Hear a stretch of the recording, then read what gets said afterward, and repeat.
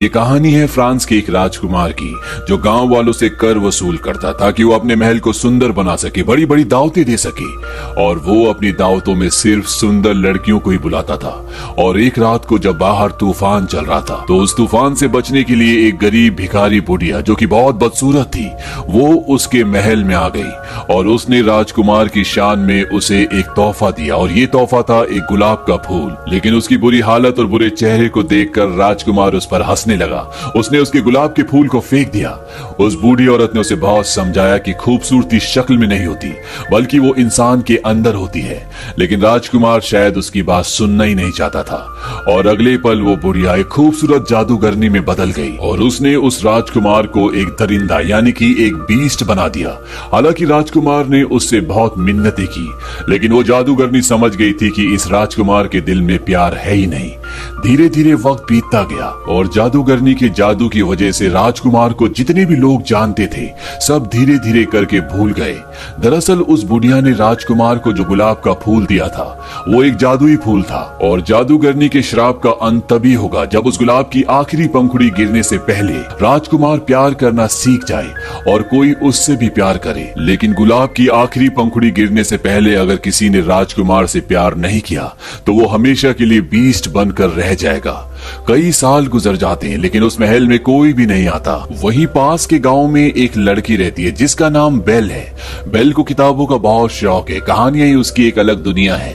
Bell के पिता एक इन्वेंटर है। इसी गांव में एक आदमी रहता है जिसका नाम गैस्टोन है, जो कि पहले कभी सिपाही हुआ करता था। और वो बेल को बहुत पसंद करता है, वो उससे शादी करना चाहता है। पर बेल उसे बिल्कुल भी पसंद नहीं करती, क्योंकि वो बहुत एरोगेंट होता है। गैस्टोन किसी भी हालत में बेल से शादी करना चाहता है, उसे हासिल करना चाहता है, और इसके लिए वो हर तरह से कोशिश भी करता है। लेकिन उसकी कोशिशों का कोई फायदा नहीं होता।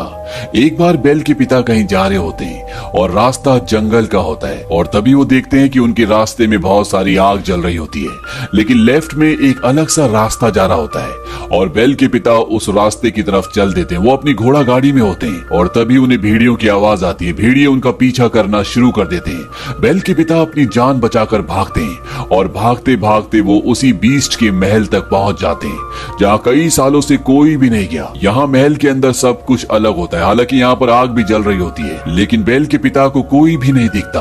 लेकिन जब वो खाने की टेबल देखते हैं, तो वहाँ पर बहुत ही अच्छा खाना रखा होता है, और वो खाना खाना शुरू कर देते हैं। और तभी वहाँ पर जो कप होता है, वो उनसे बात करना शुरू कर देता है। और इस बात से बेल के पिता कहते हैं कि मैं तुमसे नहीं डरा।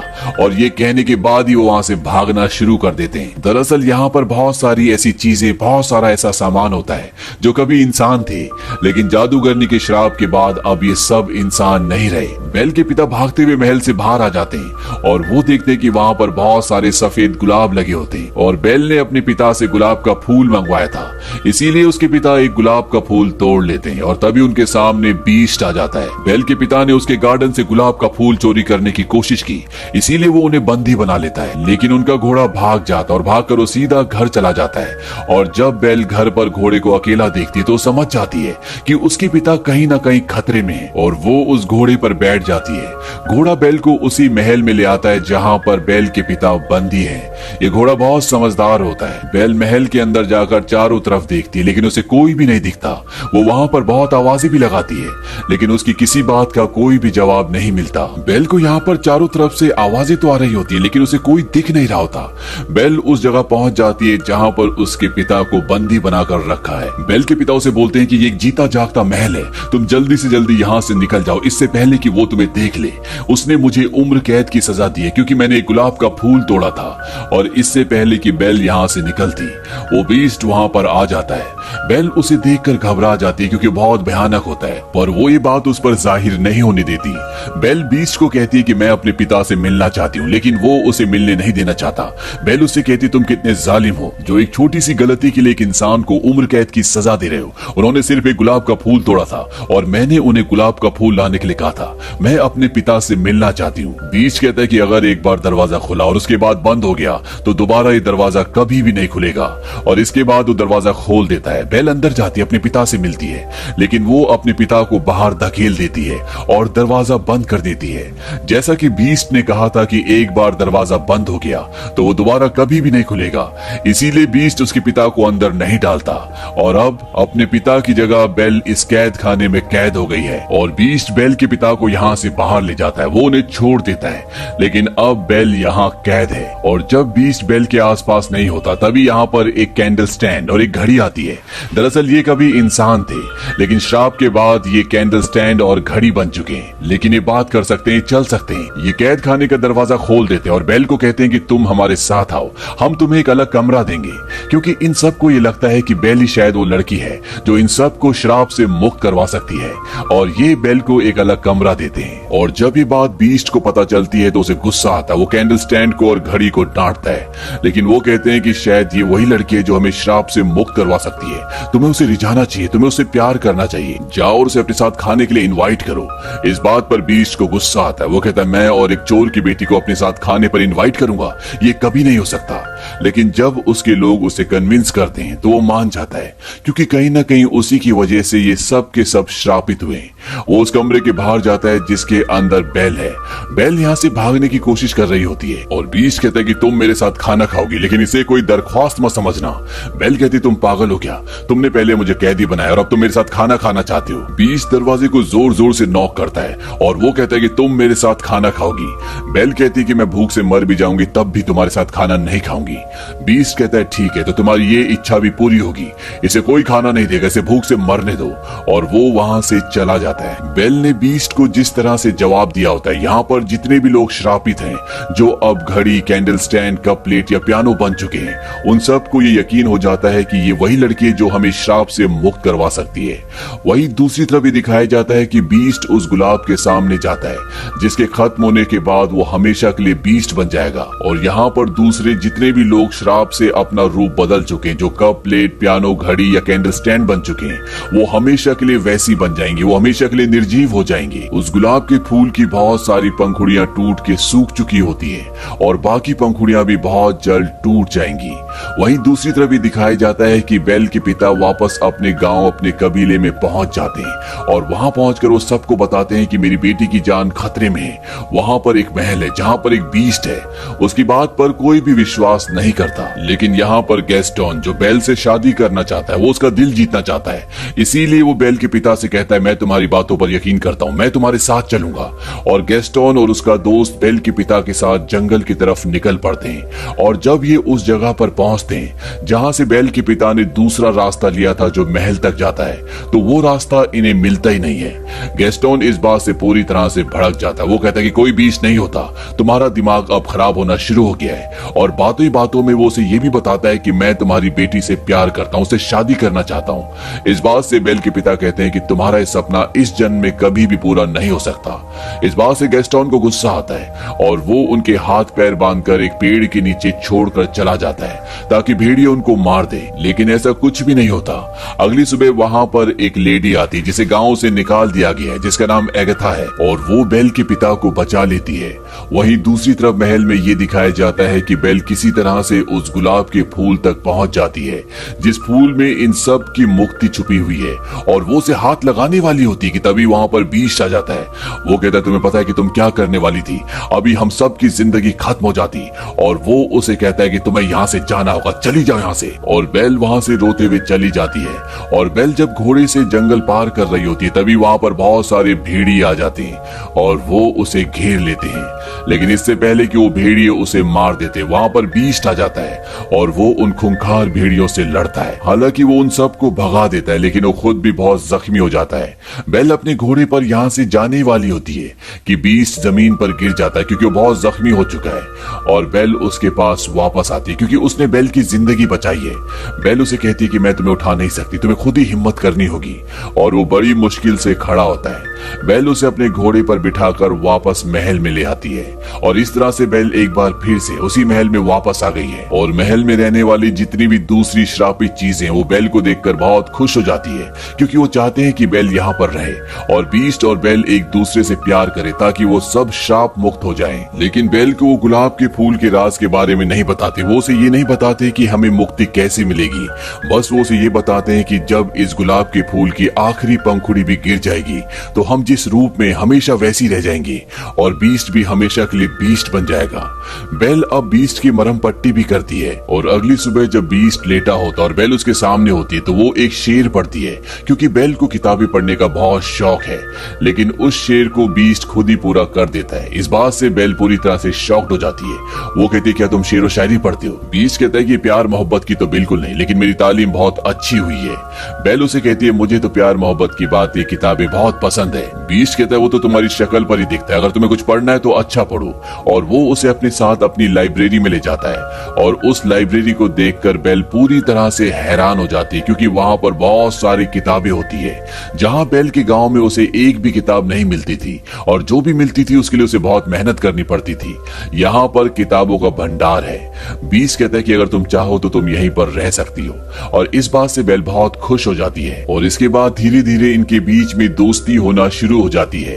ये साथ घूमते हैं, बेल उसे किताबें पढ़कर सुनाती है, ये साथ खाना भी खाते हैं और अब बीस्ट गाना भी गाता है। बीस्ट बेल को एक जादुई किताब भी दिखाता है जो उसे जादूगरनी ने दी थी और वो कहता है कि इस किताब से तुम समय में कहीं भी जा सकती हो।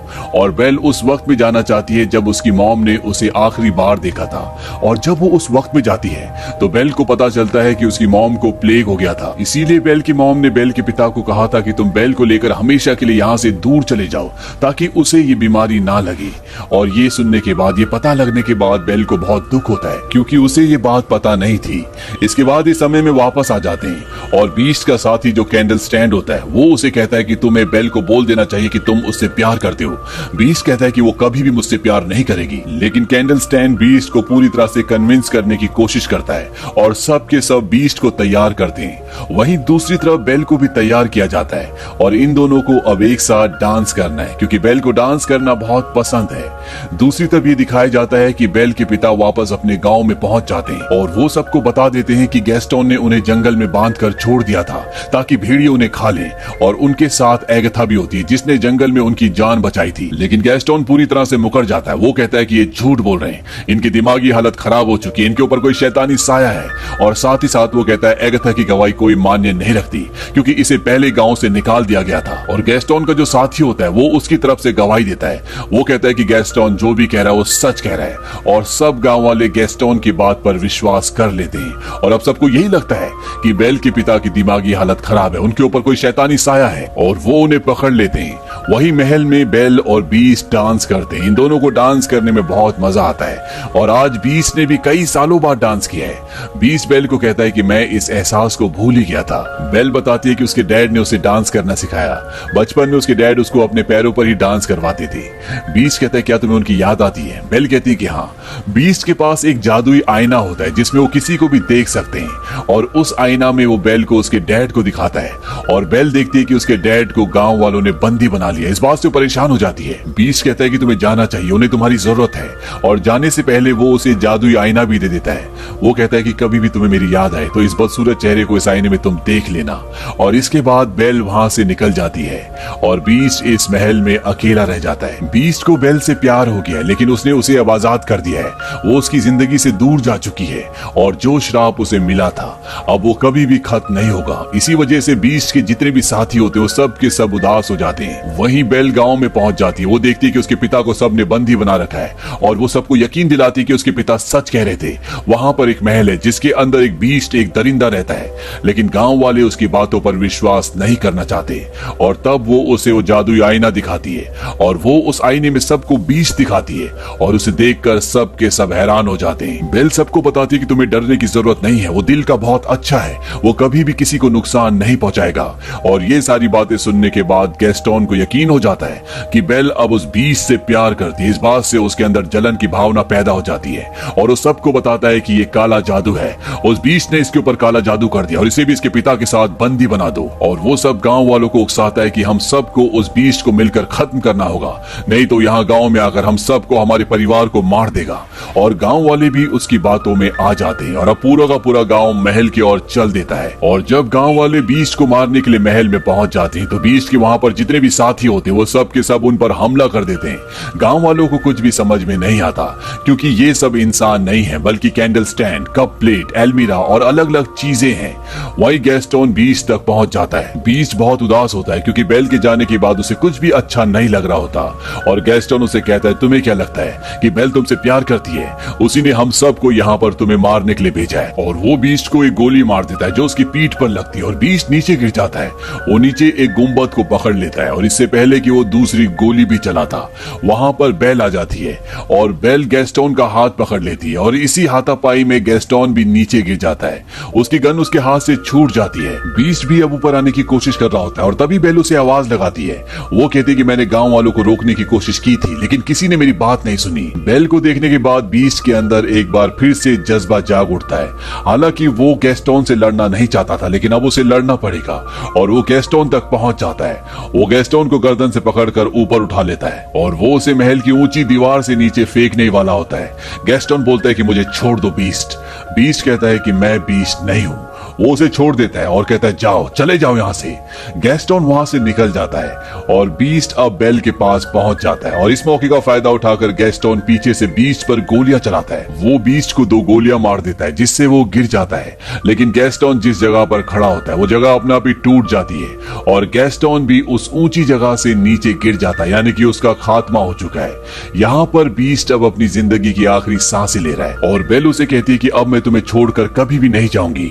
बीस्ट कहता है कि अब मेरे जाने का वक्त हो गया है। बेल उसे कहती है कि सब कुछ ठीक हो जाएगा और तभी गुलाब के फूल की आखिरी पंखुड़ी भी गिर जाती है और जैसी वो जमीन पर गिरती है बीस्ट पूरी तरह से खामोश हो जाता है। और यहाँ पर जितनी भी चीजें होती हैं जो बोल सकती थी, जो कभी इंसान थी, अब वो पूरी तरह से निर्जीव हो जाती हैं। उनके अंदर जो शक्ति थी, जो जान थी, वो पूरी तरह से खत्म हो गई है क्योंकि गुलाब की सारी पंखुड़ियां गिर गई है। और यहाँ बेल को बीस्ट के जाने से बहुत दुख होता है। उसकी आंखों में आंसू होते हैं और वो बीस्ट को कहती कि मैं तुमसे बहुत प्यार करती हूँ और वो उसे किस भी करती है।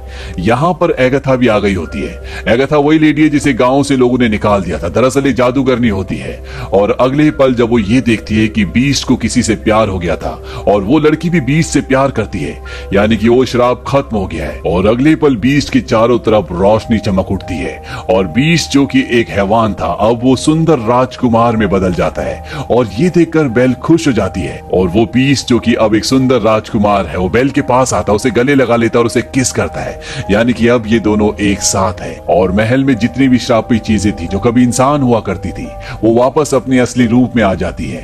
महल में चारों तरफ अब खुशियां हैं और राजकुमार जो कभी बीस्ट हुआ करता था वो और बेल सबके बीच में डांस कर रहे हैं। और इसी के साथ ये कहानी खत्म हो जाती है। ये फिल्म सन 2017 में रिलीज हुई थी। IMDb पर इसकी रेटिंग है 7.1। इस फिल्म का बजट था 160 से 255 मिलियन डॉलर्स और बॉक्स ऑफिस पर इसने कमाई की थी 1.264 बिलियन डॉलर्स की।